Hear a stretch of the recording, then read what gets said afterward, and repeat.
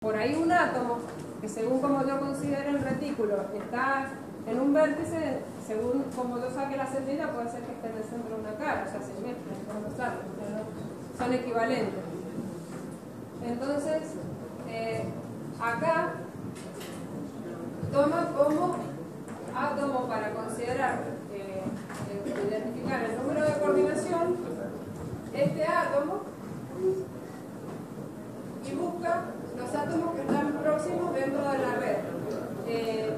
Por eso que a mí me interesó mucho cuando yo se los expliqué, que es más fácil darse cuenta cuál es el número de coordinación haciendo el análisis que les mostré yo, buscando uno en el centro de la cara, cuáles están en los vértices y en el centro de las otras dos caras.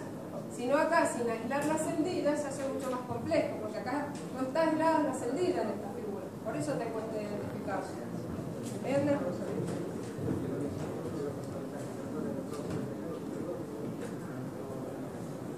Fíjense, ahí, esta parte me interesa que presten atención. Ahí, paro ahí. Fíjense, ahí hizo un apilamiento de planos.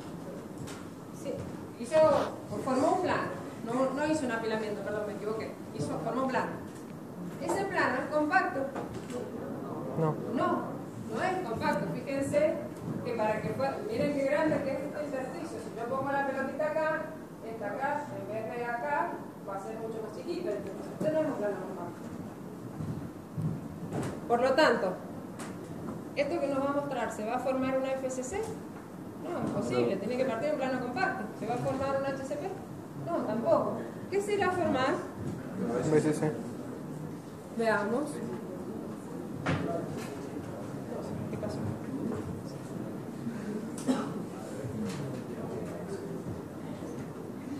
¿Ven a dónde apila el siguiente? Fíjense. A ver si alcanzo a parar. No, pucha, pero lo vuelvo un cachetito.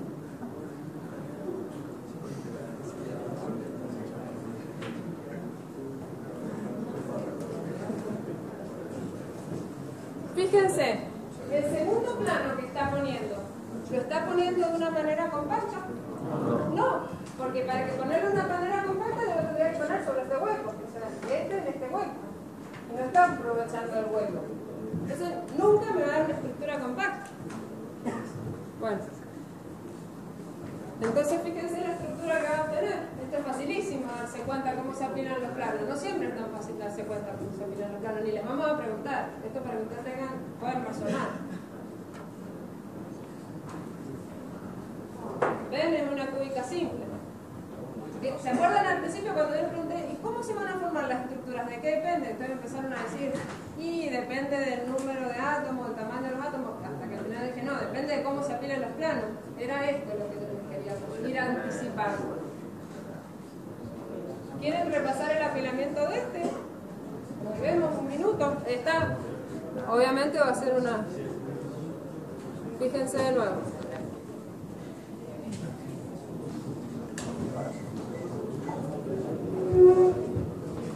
Fíjense, no es un plano compacto.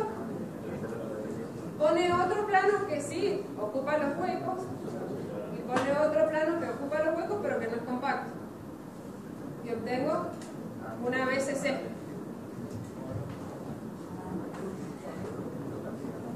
La única manera de poderles explicarlo esto bien era mostrándoles el video, si no me vuelvo demasiado. Fíjense, un plano no compacto, corre las bolitas y lo transforma en compacto. Ahí tengo, sí, un plano compacto. Y ahí empieza la diferencia entre el BCC. Fíjense, ¿ese qué estructura va a ser? Fíjense, ¿tiene apilamiento? ¿Qué apilamiento tiene este? ABC. Fíjense, ABC, si yo trazo una vertical por cualquiera de las esferas, no corto las otras esferas. ¿Sí? No paso por el centro de las otras esferas. Es ABC, son los tres distintos. Entonces, si es ABC, ¿qué estructura va a obtener? Profe, pero el plano de abajo y el de arriba no. Coinciden, ¿no? Para mí coinciden. A ver, AB. Para mí es ABA. Sí, pasa, tenés razón. Este pasa. Coinciden los dos átomos. de que los dos átomos, si vos lo ven así, son paralelos. Lo vamos a repasar. Uno. No pasa. Así. Y lo otro que tienen que mirar acá. Sí. No tengo. Esperen que tengo otro video. Lo otro que tengo es ese que vimos recién, para que vean la diferencia. Ahí estoy formando un plano compacto. Ahí estoy poniendo el segundo plano. Claro, los de arriba sí coinciden. Yo te lo voy a poner. Sí, no van a coincidir los. Acá repite el segundo plano porque es equivalente.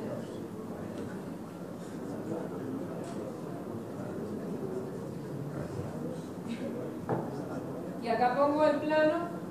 Claro, se va repitiendo. Y ahí se vio mucho más claro que es apilamiento, fíjense, AB. Claro. Bueno.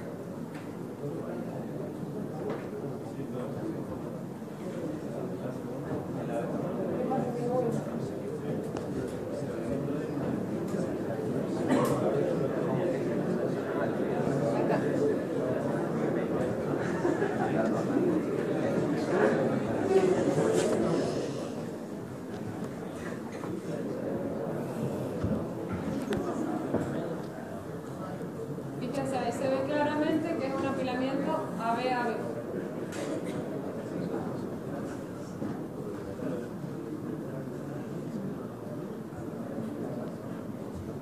Después lo consultan mucho, no es el tema de estabilidad, pero como está relacionado, a mí me gusta introducirlos en el concepto. Que lo que les marqué recién, el plano compacto de la estructura de FCC, en la HCP es muy evidente cuál es el plano compacto. ¿Cuál es el plano compacto en la HCP? El plano de máxima compacidad. Las bases. Vieron que las dos bases tienen máxima compacidad. En cambio, en la estructura FCC, el plano de máxima compacidad es el 111, el que pasaba por el centro, por las diagonales de las caras del cubo. Todos los planos que pasan por las diagonales de las caras del cubo son los planos de máxima compacidad. Y eso yo les explicaba, que lo vayan teniendo el concepto, de que siempre las deformaciones son más fáciles en los planos compactos y en las direcciones compactas.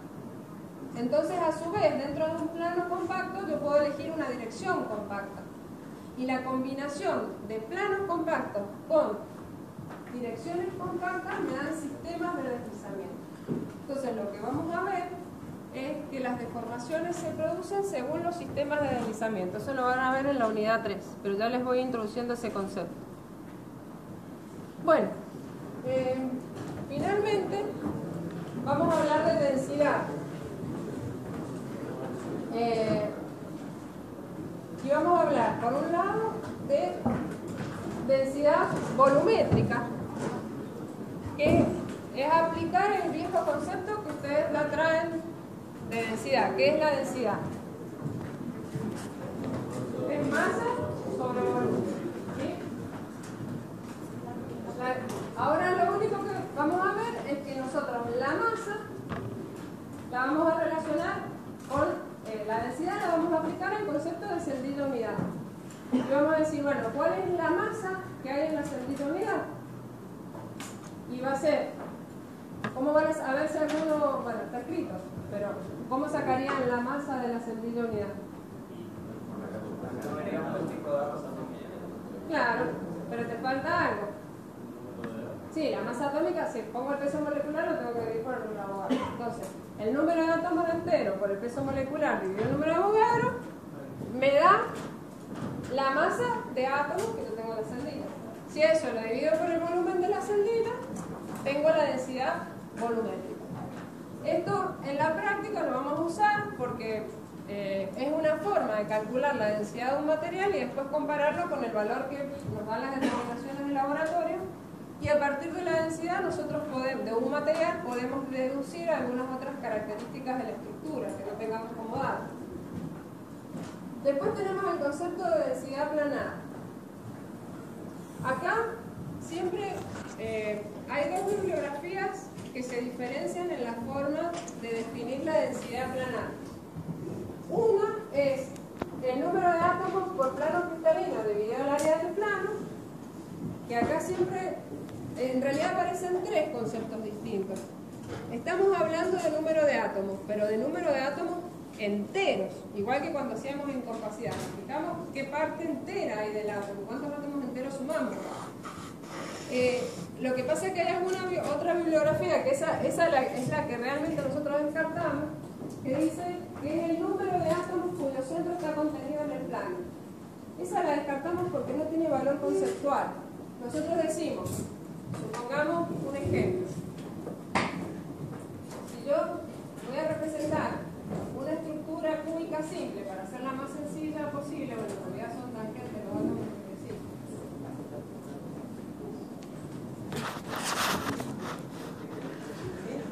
Yo voy a decir, bueno, una estructura cúbica simple. Tengo los átomos acá, y acá. Solamente dibujo esta cara. ¿Sí? Yo digo, bueno, ¿cuál es la densidad planar que hay acá? Yo puedo decir, esa primera definición que yo la descarto, que no quiero insistir mucho, pero que no se confundan, es decir, hay 4 átomos cuyo centro está contenido en el plano, porque si bien está en el vértice, entonces sería 4 dividido el área del plano. Esa la descarto, esa está mal. ¿Sí? La otra bibliografía dice el número de átomos enteros que están contenidos en el plano dividido el área del plano. ¿Sí? Esa es válida. ¿Y cuántos átomos enteros tenemos? Tenemos 4 vértices por un cuarto, igual que hacíamos recién. Entonces 4 por un cuarto dividido el área del plano a cuadrado. O sea que la densidad planar de este plano es 1 sobre a cuadrado. ¿Sí? Y el último concepto sería agregar el concepto de área ocupada por los átomos, igual que compacidad, igual que factor de emparejamiento atómico. El área ocupada por los átomos en el plano dividido el área del plano. O sea que sería lo mismo que hice recién, pero multiplicando por la superficie del círculo, que sería 1 entero por pi por radio cuadrado dividido a cuadrado. Y acá reemplazando la relación entre R y A, que ya la calculamos antes, bueno, en este no la calculamos, pero es evidente que A igual a 2R, podemos sacar cuánto vale la densidad planar. Estos son los dos conceptos que nosotros podemos aplicar. ¿Cómo se van a dar cuenta? Sí, porque nosotros les podemos decir, exprese la densidad en átomos por milímetro cuadrado o en cantidad de átomos. Y si no le decimos nada, es adimensional, porque esto es adimensional. Y esa es la forma de hacer cuenta. Bien. Y en la práctica vamos a hacer otros ejercicios para calcular otros planos. ¿Sí? La densidad de otros planos. Y después tenemos el concepto de densidad lineal, que pasa lo mismo que recién.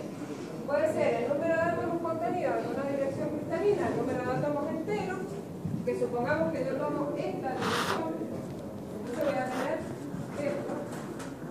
Entonces la densidad lineal va a ser 1 sobre A. O bien va a ser la longitud ocupada por los átomos en el plano sobre la dirección dividido la longitud. Y en ese segundo caso va a ser A sobre A. ¿Sí? Porque está todo ocupado. O 2R sobre A, y como 2R igual a A, lo mismo. También puedo decir que 2R sobre A. Bueno, esto después en la práctica lo vamos a seguir en bueno, los últimos conceptos.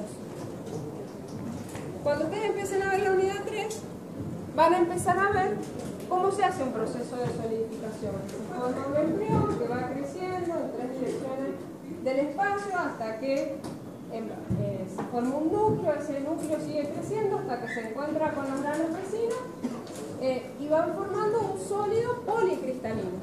Esto que yo les estoy mostrando acá es excepcional. Es excepcional que se forme un monocristal. ¿Qué quiere decir un monocristal? Y que todas las celdillas cristalinas están orientadas en la misma dirección en todo el sólido. Eso normalmente es muy de laboratorio, es decir, se presenta toda la misma estructura cristalina sin interrupciones en todo el sólido. Eso es dificilísimo de obtener en la naturaleza. Lo que sí obtenemos en la naturaleza es una solidificación en sólido constituido por varios cristales o varios granos, es decir, tengo todas las celditas cúbicas orientadas hacia allá, en este todas hacia acá, en este todas hacia allá, ¿sí? Entonces yo voy a tener un policristal, ¿sí? Ese retículo cristalino que se repite en forma indefinida dentro del grano. Pero cada grano, si bien tiene la misma estructura, la estructura está orientada de manera distinta. Y esto es lo que me permite justificar el concepto de isotropía que tienen los sólidos cristalinos. ¿Qué es la isotropía? ¿Se acuerdan? Ya lo han estudiado. ¿Qué es la isotropía? Muy bien. Yo digo que un material es isotrópico cuando las propiedades son iguales en todas las direcciones. Y digo que un material es anisótropo cuando las propiedades varían según la dirección que yo considero.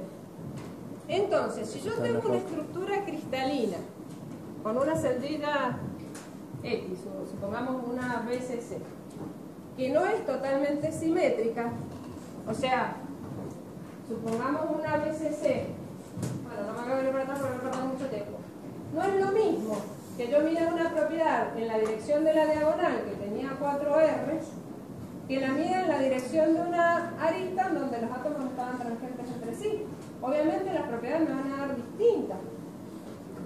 Entonces, cuando yo tengo una única orientación cristalina y lo mido sobre un monocristal, el material se comporta como anisótropo.